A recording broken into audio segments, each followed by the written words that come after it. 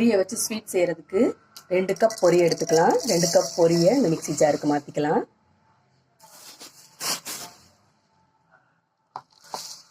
இதை நல்லா பவுடர் பண்ணிட்டு வந்துடலாம்.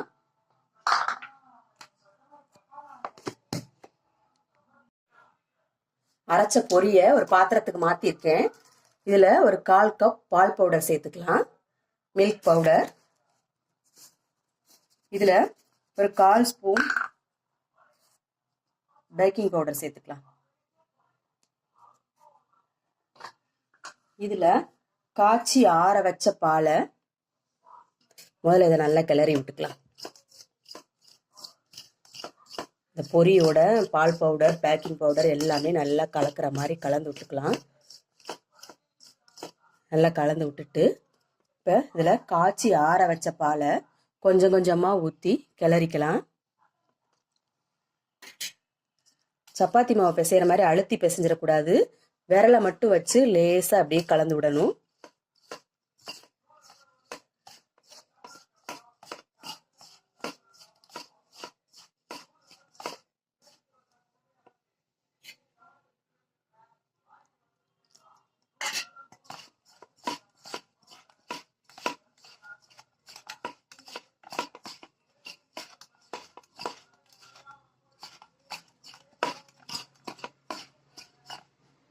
இன்னும் கொஞ்சம் பால் சேர்த்துக்கலாம்.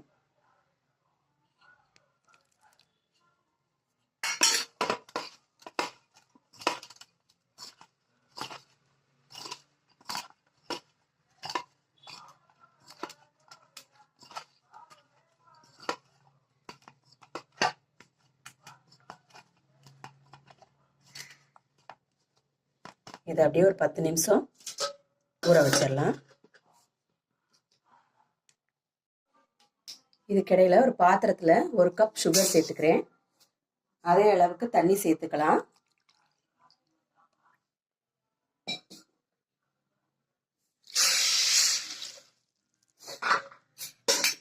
இந்த சுகர் கரையிற வரைக்கும் வெயிட் பண்ணுவோம்.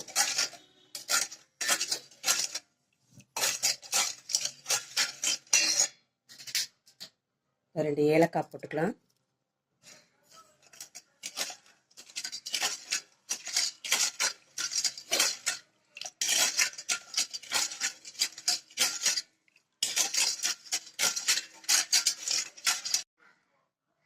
சுகர் நல்லா மெல்ட் ஆயிடுச்சு. இது ஒரு 5 மினிட்ஸ் கிட்ட கொதிக்கட்டும். இதை பிசு பிசுப்பாக இருக்கிறதுக்கு ஒரு மாதிரி நம்ம சக்கரை தொட்டா பிசு பிசுப்பாக இருக்கும்ல, அந்த ஸ்டேஜுக்கும் 1 செகண்ட் கொஞ்சம் முன்னால் அமர்த்திக்கலாம்.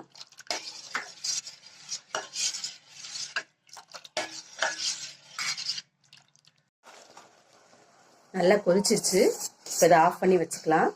இது இந்த பிசு பிசுப்பு ஆகிறதுக்கு கொஞ்சம் முன்னால் ஸ்டேஜில் அமர்த்தி வச்சுக்கலாம். இப்போ இது 10 நிமிஷம் கிட்ட ஊறிடுச்சு நல்லா. இப்போ நான் கையில் எண்ணெய் தடவிருக்கேன். இதை சின்ன சின்ன நம்மளுக்கு என்ன சேஃபில் வேணுமோ அந்த மாதிரி உருட்டிக்கலாம்.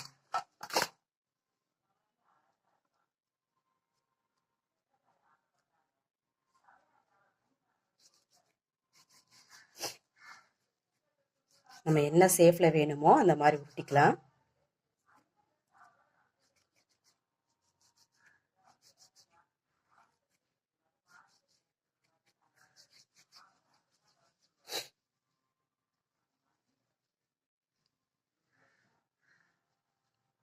சின்ன சின்ன உருண்டைகளை அந்த மாதிரி உருட்டி எடுத்துக்கலாம்.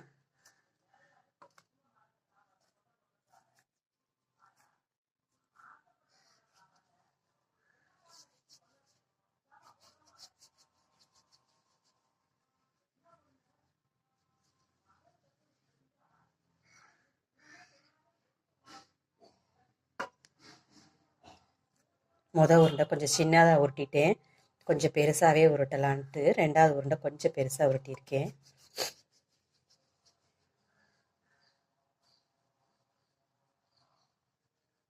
இந்த மாதிரி எல்லா மாவையும் சின்ன சின்ன உருண்டைகளாக உருட்டி எடுத்துக்கலாம்.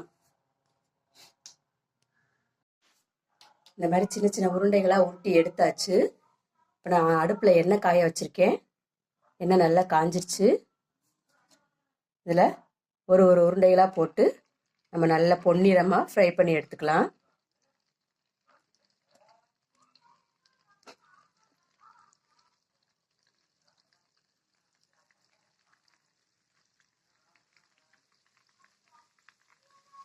நான் 2 கப் பொரி போட்டதுக்கு ஒரு 15லேருந்து 20 உருண்டை வந்திருக்கு.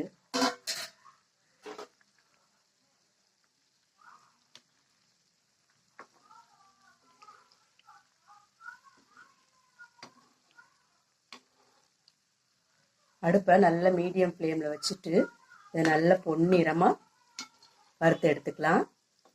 மீடியம் ஃப்ளேமில் வச்சு பொரிச்சு எடுத்தோம்னா தான் உள்ளெல்லாம் வேகும். அதனால் பொறுமையாக வச்சு பொரிச்சு எடுத்துக்கலாம். இப்போ இது நல்லா வெந்துருச்சு, மொறுன்னு கோல்டன் ப்ரௌனில்.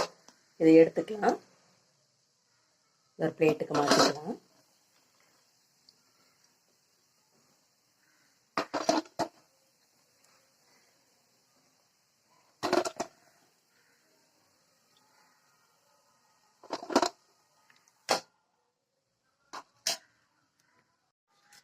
இப்போ இந்த ஜீரா பாக அடுப்பில் வச்சு இந்த உருண்டைகள் அதில் போட்டுடலாம்.